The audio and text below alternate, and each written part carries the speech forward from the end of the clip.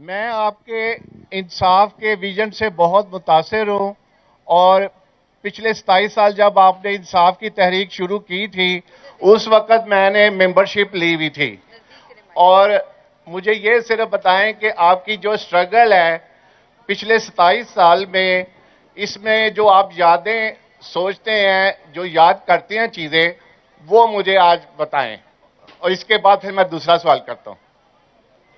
نہیں پہلے دوسرا کر لو, دوسرا بھی کرو, اکٹھے جواب اچھا دو. خان صاحب, میں آپ کو نا جب آپ پرائم منسٹر تھے اس وقت بھی میں لیٹر بھیجتا رہتا تھا اور آج بھی میں نے بھیجا آپ کو کہ آپ اس کو لیٹر پڑھتے رہتے ہیں. دیکھو یہ لیٹرز کا زمانہ چلا گیا, واٹس ایپ کا زمانہ آ گیا. نظام کی تبدیلی کے لیے میں تجاویز آپ کو بھیجتا رہتا ہوں. اچھا بتائیں, سوال پوچھیں. جی, پچھلے 27 سال میں آپ نے جو سٹرگل کی ہے وہ آپ کو جو یادیں آ رہی ہیں اس کے بارے میں آپ ذرا ہمیں بتائیں. دیکھیں مجھے یہ جو 27 سال کی سٹرگل میں نا جو 3 لوگ مجھے ہمیشہ یاد رہتے بھی ہیں اور مجھے افسوس ہوتا ہے کہ اللہ ان کو اس دنیا سے لے گیا. وہ سب سے پہلے میرا دوست نعیم الحق تھا جو پہلے دن سے میرے ساتھ تھا اور بہت ہی وفادار میرا دوست تھا. اس کے بعد احسن رشید, یہ وہ لوگ تھے جو پہلے میرے ساتھ جب آئے, جب لوگ کوئی بھی نہیں سمجھتا تھا کہ تحریک انصاف کامیاب ہو سکتی ہے, بلکہ لوگ مذاق اڑاتے تھے. میرے کئی جو لوگ آتے تھے کہتے تھے جب ہم گھروں میں جاتے ہیں ہمارے گھر والے مذاق اڑاتے ہیں. تو اس وقت احسن رشید میرے ساتھ تھا. اور جو میں اور بھی نہیں بھول سکتا وہ سلونی بخاری ہیں. یہ بھی وہ تھیں جو کہ یعنی ایسے یہ ہمارے بڑے نظریاتی اور بے لوث کارکن تھے جو میرے کولیگز بھی تھے. تو سب سے پہلے تو مجھے ان کی تکلیف ہوتی ہے کہ انہوں نے وہ خیر نعیم الحق نے تو دیکھ لیا جب اقتدار میں, لیکن وہ اقتدار تو کوئی بڑی چیز نہیں تھی. میں تو وہ چاہتا ہوں کہ وہ پاکستان ہم ٹرانسفارم کر دیں, یعنی ہم اس کو جس طرح مہاتر نے ملیشیا کو اٹھا دیا, جس طرح اردوغان نے ترکی کو اٹھایا, میں تو وہ اس کو کامیابی سمجھتا ہوں کہ جب پاکستان ایک عظیم ملک بنے گا اور جو اپنے پیر پہ کھڑا ہوگا اور باہر سے لوگ یہاں نوکریاں ڈھونڈنے آئیں گے, یہاں کوئی بھوکا نہیں سوئے گا, میں تو وہ پاکستان کی سمجھتا ہوں کامیابی. پرائم منسٹر بننا تو کامیابی نہیں ہے. لیکن احسن رشید نے بڑی محنت کی میرے ساتھ, بڑا انہوں نے قربانیاں دیں اور بدقسمتی سے سلونی کو, نعیم الحق کو اور احسن رشید کو, تینوں کو کینسر ان کو لے گئی دنیا سے. تو ایک تو مجھے ان کا بہت مجھے یاد بھی رہتے ہیں اور مجھے افسوس ہوتا ہے کہ ہمارے ساتھ نہیں ہے آج. اور دوسرا جو مجھے, خیر چیزیں تو بہت ہیں لیکن مجھے جو چیز یاد رہتی ہے اور وہ میں چاہوں گا فیصل آپ بعد میں اس کو پلے بھی کریں, جو میرے گھر کے اوپر انہوں نے حملہ کیا, جو تقریباً 24 گھنٹے جس طرح کا انہوں نے اٹیک کیا, یہ میں کبھی بھی کسی پولیٹیکل لیڈر کے گھر پہ کبھی ایسا ہوا ہی نہیں ہوگا. یہ مقبوضہ کشمیر میں ہو سکتا ہے, یہ فلسطینیوں سے اسرائیلی کر سکتے ہیں, لیکن میں کبھی نہیں سوچتا تھا کہ اپنی پولیس اور رینجرز میرے گھر کے اوپر اس طرح کا اٹیک کریں گے. ایک کہ جب میری بیوی اکیلی تھی گھر میں اور انہوں نے گھس کے لوگوں کو مارا, کارکنوں کو, چیزیں لوٹ کے لے گئے, جو چیز ان کو ملی اٹھا کے لوٹ کے لے گئے, توڑ کے لے گئے, توڑی چیزوں انہوں نے. اور اس کے علاوہ جو انہوں نے جب اٹیک کیا, لیکن جو اس میں جو مجھے سب سے زیادہ چیز پسند آئی کہ جس طرح وہ نوجوان کھڑے ہوئے اتنے رینجرز اور پولیس کے سامنے اور 24 گھنٹے مقابلہ کیا. وہ جو ایک فیضان کی جو وہ ویڈیو ہے وہ میں اس لیے مجھے پسند ہے کہ میں اس میں تبدیلی دیکھ رہا ہوں اس ملک کی, کہ جب آپ کے نوجوانوں میں اس طرح کا جذبہ آ جاتا ہے نا, یعنی وہ ان کا خوف چلا جاتا ہے. اور جس طرح وہ ایک ساری اب یہ یاد رکھیں یہ گھنٹوں سے مقابلہ کر رہے تھے, تھوڑے سے لوگ تھے مقابلہ کر رہے تھے, ادھر پولیس ادھر رینجرز, اور ٹیئر گیس شیلنگ اور واٹر کینن اور پتہ نہیں کیا کیا, پیلٹ گنز, جو بیچاری سمابیا کو سامنے اس بے شرم آدمی نے دیکھ رہا کہ خاتون کھڑی ہے, اس کے اوپر 2 اس نے فائر کیے پیلٹ گنز کے. تو جس طرح انہوں نے مقابلہ کیا اور میں ویسے آپ کو یہ بتا دوں کہ ایسی چیز کبھی آزاد معاشرے میں، یہ جو آپ دیکھ رہے ہیں نا، یہ آزاد معاشرے میں کبھی ایسی چیز نہیں ہو سکتی، کیونکہ یہ جو پولیس والے، یہ جو بھی رینجرز یا پولیس والے تھے، ان کے خلاف کارروائی ہونی تھی، کیونکہ قانون ان کو اجازت نہیں دیتا یہ کرنے کی۔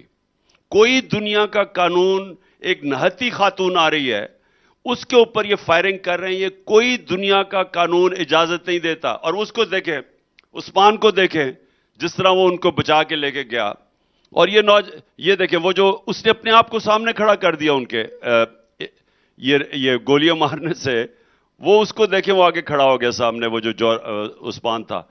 تو دیکھیں، یہ ہے غلام معاشرے میں ایسے ہوتا ہے، آزاد معاشروں میں ایسے نہیں ہوتا، کیونکہ پولیس بھی ڈرتی ہے، رینجرز بھی ڈرتے ہیں کہ ان کے اوپر کارروائی ہوگی۔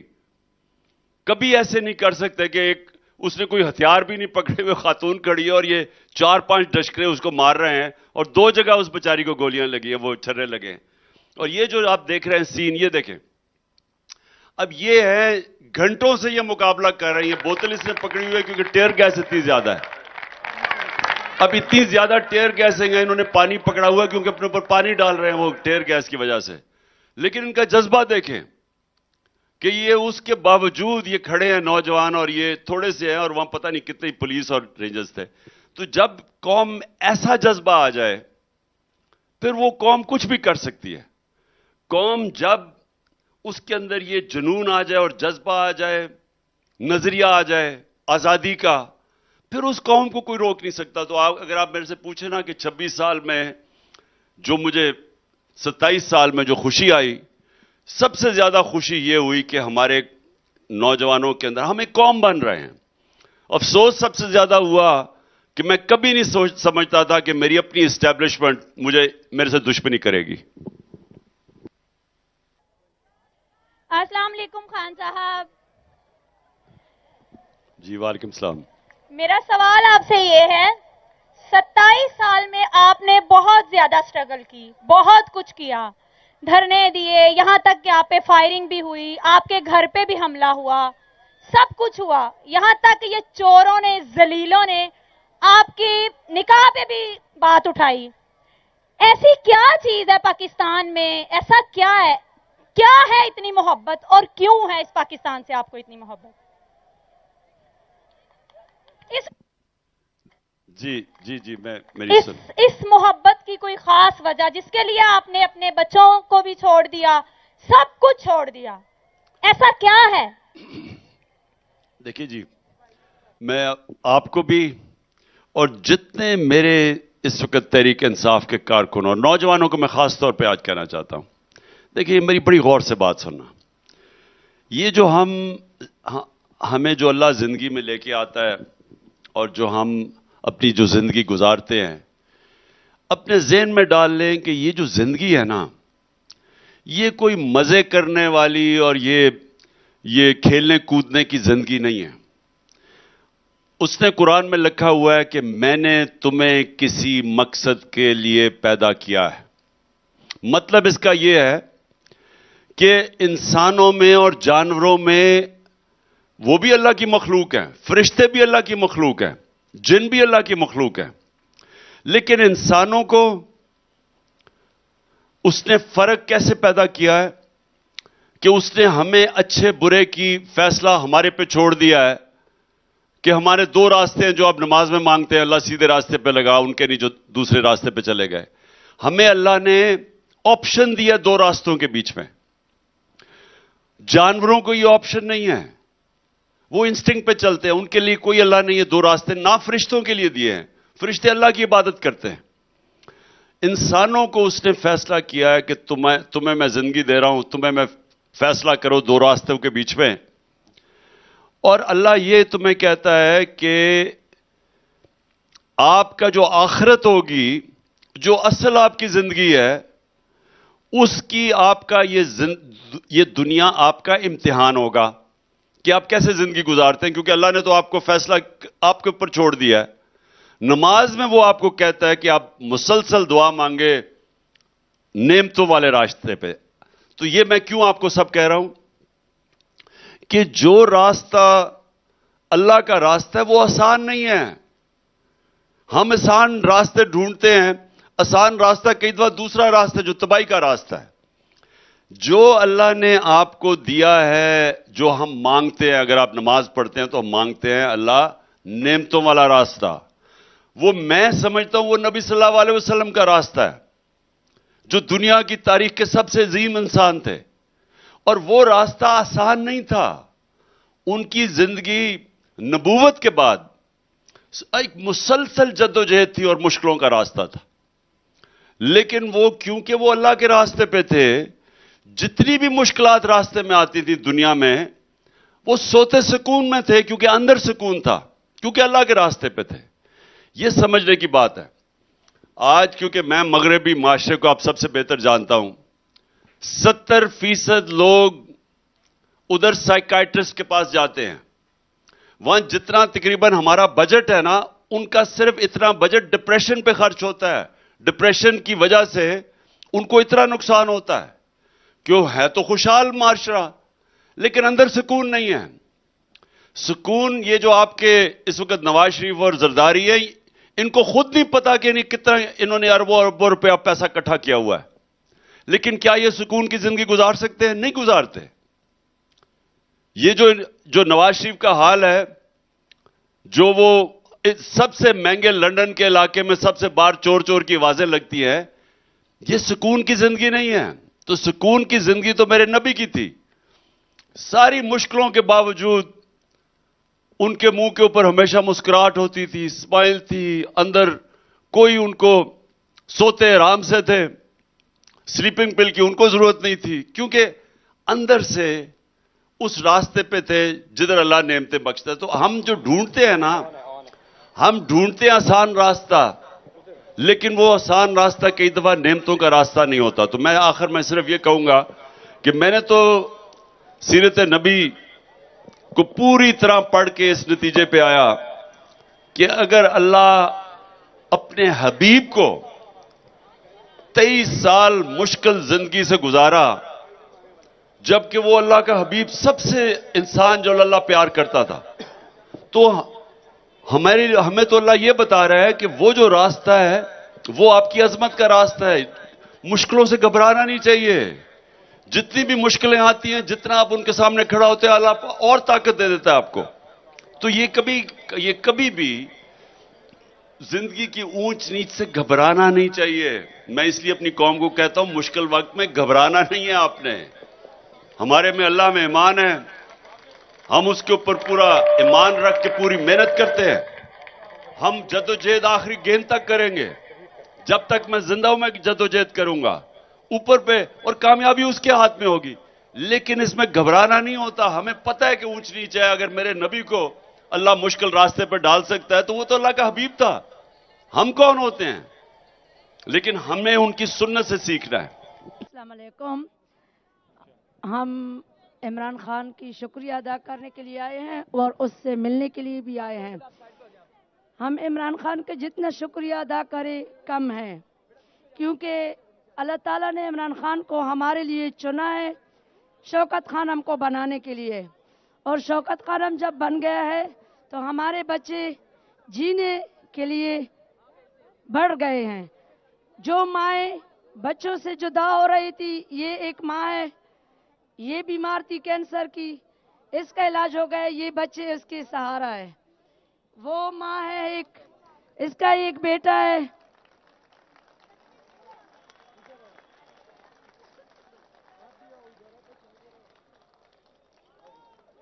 زندہ باد زندہ باد زندہ باد. یہ افغان سے آئی ہے, افغانستان سے. عمران خان نے بہت اچھا وہ بنایا ہے کہ جس میں نہ یہ ہے کہ ہندو ہے کہ مسلمان ہے, کرسچین ہے کہ پٹھان ہے, سب کے لیے ایک ہی علاج ہے. ہم اس سے بہت خوش ہیں کیونکہ وہ ہمارا مستقبل ہے, ہمارے بچوں کا مستقبل ہے. میری بیٹی موت سے گزر رہی تھی.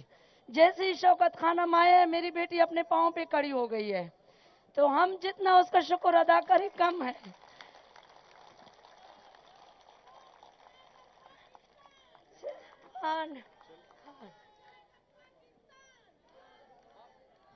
اور عمران خان صاحب آپ ہماری تہجد کی نمازوں میں ہیں.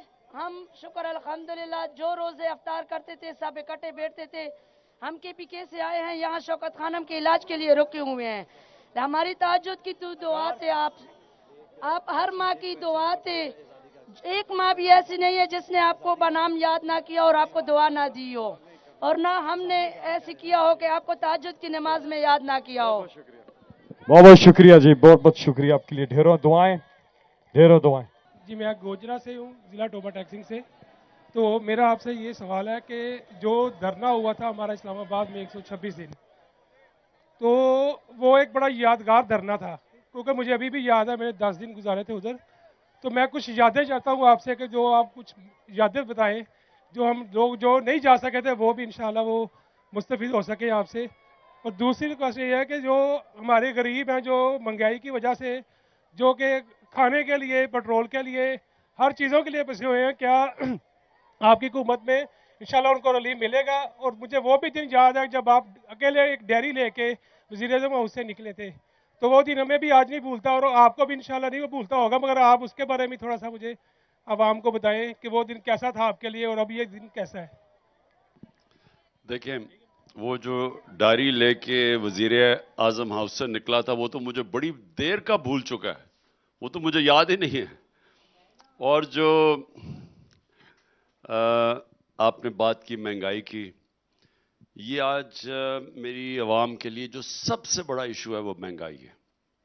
میں پہلے آپ کو یہ بتا دوں کہ مہنگائی ہمارے زمانے میں بھی تھی, لیکن وہ مہنگائی کیوں تھی یہ سب کو سمجھ آنا چاہیے کہ وہ مہنگائی کیوں تھی. مہنگائی اس لیے تھی کہ دنیا کے اندر تیل کی, کوئلے کی اور گیس کی قیمت ایک دم اوپر چلی گئی کرونا کی وجہ سے. تو جب وہ اوپر گئی تو پاکستان تو ہم اب گیس بھی امپورٹ کرتے ہیں, ہم تیل زیادہ تر تیل باہر سے امپورٹ کرتے ہیں, خریدتے ہیں, اور کوئلہ بھی جو ہمارے پاور پلانٹس پہ استعمال ہوتا ہے وہ بھی باہر سے آتا ہے. تو جب اس کی قیمت اوپر گئی تو ہماری بجلی کی بھی قیمت اوپر چلی گئی, پیٹرول ڈیزل کی قیمت اوپر چلی گئی, ٹرانسپورٹ کی قیمت اوپر چلی گئی, پھر جو گھی باہر سے آتا ہے وہ گھی کی قیمت دگنی ہو گئی, اور باہر سے جو ٹرانسپورٹ تھی, شپنگ کی قیمت وہ دگنی ہو گئی. تو ایک دم انٹرنیشنل مہنگائی ہو گئی. اس کے باوجود مجھے بڑا فخر ہے کہ آپ دیکھیں کہ ہم نے پوری کوشش کی کہ عوام کے اوپر کم سے کم وزن پڑے. ہم نے بلکہ ڈیزل کی اور پیٹرول کی قیمت روک دی 150 روپے لیٹر پہ, جبکہ دنیا میں وہ آج اگر تیل, ہاں وہ میں سمجھ گیا ہوں کہ فضل الرحمان کی قیمت ہم نے روک کے رکھی ہوئی تھی. اچھا اب یہ سنیں کہ جب ہم نے وہ قیمت روک دی تو ہم نے یہ روس کے ساتھ, جب میں صدر پوٹن کو ملا تھا تو ہم نے اس سے معاہدہ کیا کہ وہ ہمیں جس طرح ہندوستان کو سستا تیل دے رہے تھے ہمیں بھی وہ سستا تیل دیں گے, جس کی وجہ سے ہم نے اپنے لوگوں کو مہنگائی سے بچانا تھا. بدقسمتی سے ہماری حکومت چلی گئی. اب جب یہ حکومت آئی ہے تو آپ کو سمجھنا چاہیے کہ آج کل تیل انٹرنیشنل مارکیٹ میں 65 روپے سے کوئی 80 ڈالر, 65 سے 80 ڈالر بیرل پہ ہے. ہمارے دور پہ 110 سے 115 ڈالر تک گیا تھا. تو وہ اس کی وجہ سے ہماری مہنگائی تھی. اب ان کے دور میں مہنگائی, جب تیل بھی نیچے آ گیا ہے اور جو گھی ہے انٹرنیشنل مارکیٹ میں وہ بھی نیچے آ گیا ہے, انٹرنیشنلی مہنگائی نیچے آ گئی ہے, انٹرنیشنلی کھانے پینے کی مہنگائی نیچے آ گئی ہے, تو یہ آج پاکستان کی تاریخ کی انہوں نے ایک سال میں سب سے زیادہ مہنگائی کی ہے, جس کی وجہ سے عام آدمی کے حالات بہت مشکل ہے. تنخواہ دار طبقہ, چاہے سرکاری نوکر ہو, چاہے پولیس ہو, چاہے فوج ہو, جدھر تنخواہ لے رہے ہیں ان سب کے حالات آج برے ہیں. اور مشکل یہ ہے کہ یہ ٹھیک تب تک نہیں ہوں گے جب تک ہم پاکستان کے اندر یہ جو ہمارا مسلسل روپیہ گرتا جاتا ہے, रुपया हमारे दौर पे जिस दिन इन्होंने वोट ऑफ नो कॉन्फिडेंस की थी तो 178 रुपया डॉलर था, आज वो तकरीबन 290 रुपए डॉलर पे पहुंच गया। तो ये जो जब रुपया गिरता है तो सारी चीजें मजीद और महंगी हो जाती हैं।